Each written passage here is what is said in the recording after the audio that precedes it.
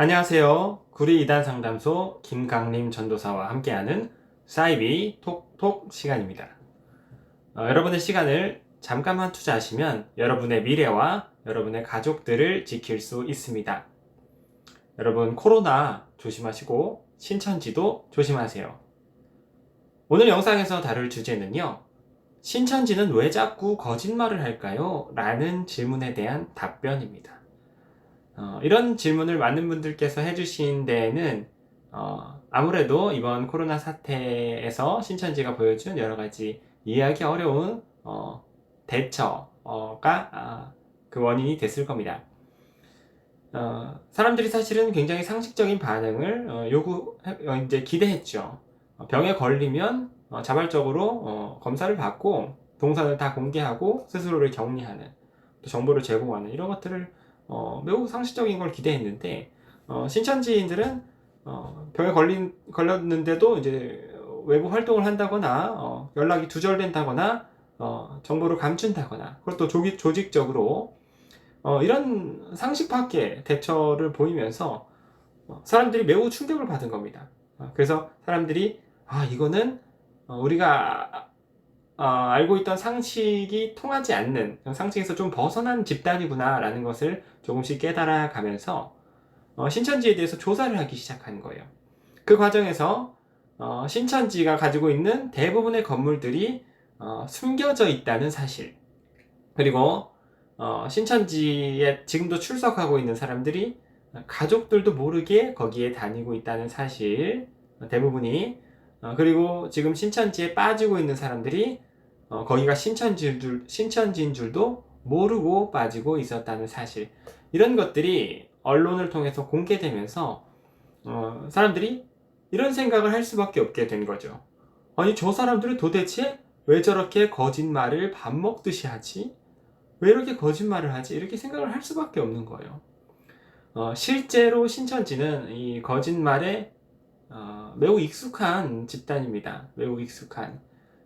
여기에는 세 가지 핵심적인 이유가 있다고 저는 생각합니다. 먼저 첫 번째로는요, 교리적인 기반이 있습니다. 기반. 즉, 성경을 왜곡 해석해서 거짓말을 해도 된다. 하나님의 일을 위해서는 거짓말을 얼마든지 해도 괜찮다라는 신천지가 어떤 교리를 만들어냈어요. 모략전도라고 부릅니다. 신천지 용어로요. 예를 들자면 마태복음 10장 16절에 가면은 예수님께서 예수님의 제자들을 그 전도를 보내시면서 이런 말씀을 하세요. 너희는 뱀같이 지혜롭고 비둘기같이 순결하라. 그러세요. 여기서 뱀은 지혜를 의미하고 비둘기는 순결을 의미합니다. 여기 어디를 이제 살펴봐도 거짓말을 해도 된다 이런 말씀은 없고요. 그냥 전도할 때 지혜와 순결이 중요하다 이 말씀을 이제 동물에 빗대서 하신 건데 신천지는 여기서 이 말씀을 어떻게 받아들이냐면 전도할 때 뱀처럼 행동해도 되는구나 라고 여긴 다음에 창세기 3장에 그 하와에게 이제 속임수를 써서 선악과를 먹게 하는 그 뱀의 이미지를 가져옵니다. 즉 전도를 위해서라면 창세기 3장의 뱀과 같이 속임수를 써도 된다라고 예수님께서 말씀하셨다고 신천지인들은 생각하는 겁니다. 이런 식의 성경 해석 감이 오세요? 제가 앞으로도 많이 소개를 해드리겠지만 아전 인수격의 성경 해석이 신천지에 굉장히 많습니다. 또 하나 예를 들자면 에서와 야곱 이야기가 있을 수 있겠습니다. 창세기에 나오는 쌍둥이 형제인데요. 에서와 야곱. 에서가 형이고 야곱이 동생입니다. 그런데 이 에서가 그 형 장자권이라는 축복권이 있어요. 이 장자권이 있으면 하나님의 축복을 받거든요. 이 장자권을 우습게 생각했어요. 그래서 야곱에게 팥죽 한 그릇에 장자권을 팔아버립니다. 하지만 야곱은 이 장자권을 굉장히 갈망했고 중요하게 생각해서 속임수를 써서 형으로부터 그 장자권을 얻어내요. 그런데 나중에 이제 로마서 말씀에 가보면 그 하나님께서 에서를 미워하고 야곱을 사랑하였다 이런 말씀이 나옵니다. 이건 이제 하나님의 축복을 얼마나 갈망했는가, 이 두 형제가 좀 대비되는 모습을 보여주는 이야기인데요. 신천지는 그걸 어떻게 생각하냐면, 속임수를 써서라도 하나님의 일을 성취하는 것이 옳다. 그러면 하나님께 더 사랑받는다. 이렇게 생각을 한 거예요. 더 많은 예가 있지만 어쨌든 이런 간단한 예에서도 볼 수 있듯이 성경의 모든 부분들을 왜곡 해석해서 어떤 결과를 유도하는 거냐면, 신천지인들이 거짓말을 사용할 때 아무런 양심의 가책을 느끼지 않고 오히려 사명감과 어떤 신앙의 고취감을 느끼게 하도록 유도하는 거죠. 이게 또 유의미한 성과를 거뒀습니다. 두 번째 이유로는요, 신천지의 포교 방식이 진화해온 과정 때문에 그렇습니다. 처음에 이제 신천지가 1984년 창립한 후에 1990년까지 한 5, 6년 정도는 본인들이 신천지라는 사실을 드러내놓고 전도를 했습니다. 신천지가요, 우리 신천지인데 우리랑 같이 공부해볼까요? 이랬다고요. 하지만 잘 안 됐습니다. 그러니까 별로 성공하지 못했어요. 사람들이 모이지 않았습니다. 그렇겠죠. 당연히 뭐 듣도 보도 못한 이상한 이단에 적극적으로 들어갈 사람들이 많지 않았겠죠. 그래서 신천지가 어느 순간부터 서서히 본인들이 신천지라는 사실을 숨기고 전도하기 시작했어요. 근데 그게 점점 성과를 거두기 시작했습니다.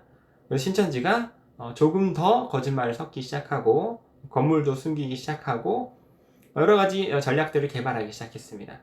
그래서 마침내 지금 한 30년이 지난 시점에서는 신천지가 사용하는 건물 대부분이 겉에서 봐서는 신천지인 줄 전혀 알아차릴 수가 없게 되었고, 또 신천지에 빠진 사람들 대부분이 본인들이 빠지고 있는 곳이 신천지라는 사이비 집단이라는 것을 알아차릴 수 없게 되어버린 상황입니다. 즉 지금 이 신천지가 이 큰 그런 어떤 교세? 그 신도수를, 많은 신도수를 이렇게 얻게 된 배경에는 그 사기포교가 있었던 겁니다. 이게 신천지의 어떤 전략의 핵심이 되었던 거죠. 그렇기 때문에 지난 30년 동안 신천지 입장에서 가장 중요한 가치관은 무엇이었냐면요, 정보 은닉, 그리고 정보 유출의 방지가 될 수밖에 없었던 겁니다. 신천지 건물의 위치나 전도 전략에 일부라도 세워 나간다면 신천지 전도 전략에 큰 타격이 있기 때문이죠. 이렇게 생각하시니까 신천지가 이렇게 병마가 감염이 진행되는 과정 중에도 정보 유출을 꺼려하는 것이 조금 이해가 되시죠? 마지막 세 번째 이유로는요, 신천지 내부의 전도 경쟁 분위기 때문에 그렇습니다. 신천지 내부에는 전도 경쟁 분위기가 심해요. 굉장히 심합니다. 전도를 잘하면, 그러니까 포교를 잘하면 실적이 있습니다. 점수가 쌓여요. 포교를 잘하면 굉장히 그 사람이 인정받고 칭찬받고 대우받고 그렇습니다. 하지만 포교를 잘 못하면 아무리 열심히 해도 실적이 쌓이지 않으면 굉장히 무시받고 천대받고 멸시받고 심지어는 벌금도 내고 얼차려를 받기도 합니다. 그러니까 그 신천지 내부에서의 그 전도를 향한 어떤 열망, 그 경쟁은 이루 말할 수 없는 수준입니다. 사실 문제는 그 신천지의 전도 전략 자체가 전부 사기 포교로 구성되어 있기 때문에 즉 신천지 내부에서 전도를 잘하는 사람은 거짓말을 잘하는 사람인 거예요. 거짓말을 잘하고 연기를 잘할수록 전도를 잘하고 신천지 내부에서 존경받고 많은 사람이 가서 배우려 하고 따르는 사람이 되어버리는 거예요. 이런 분위기 속에서 몇 년 이상 활동을 해버리면 사람이 양심이 마모됩니다. 그래서 거짓말을 아무리 해도 아무런 양심의 가책을 느끼지 못하게 돼요. 그렇다 보니까 지금 신천지인들이 저렇게 거짓말을 하면서도 사람들이 그렇게 욕을 하는데도 본인들이 그렇게 그다지 큰 잘못이라고 생각하지를 못하고 있는 겁니다. 그러니까 계속 거짓말을 하겠죠. 사실 이와 같은 신천지의 사기포교법이 법에 위배된다는 법원 판결이 이미 나온 바가 있습니다. 하지만 제 생각에는 이런 신천지와 같은 사기포교를 일삼는 사이비 종교가 점점 많아질 거라고 생각해요. 왜냐면 이미 신천지가 일종의 대박을 터뜨렸잖아요. 이단들이 그거를 벤치마킹 하기 시작하겠죠. 그래서 이 영상을 통해서 제가 말씀드리고 싶은 건, 이제는 일반 시민분들께도 이 사이비 종교에 대한 대처법 훈련이 필요하다는 거예요. 저희들 뭐 화재나 지진이나 여러 재난에 대해서 미리 훈련 받잖아요. 그렇죠? 뭐 독감이 돌면 독감 예방 주사 놓고.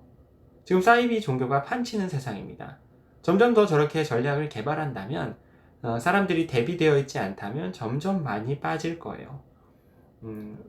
그 이단 신천지를 포함한 사이비 종교들의 여러 특징들을 단순한 특징들이라도 사람들이 알 수 있게끔 해서 사람들의 삶의 현장에서 그 이단들이 신천지인들이 본인들의 정체를 숨기고 접근할 때 알아차릴 수가 있도록 해줘야 돼요. 사람들이.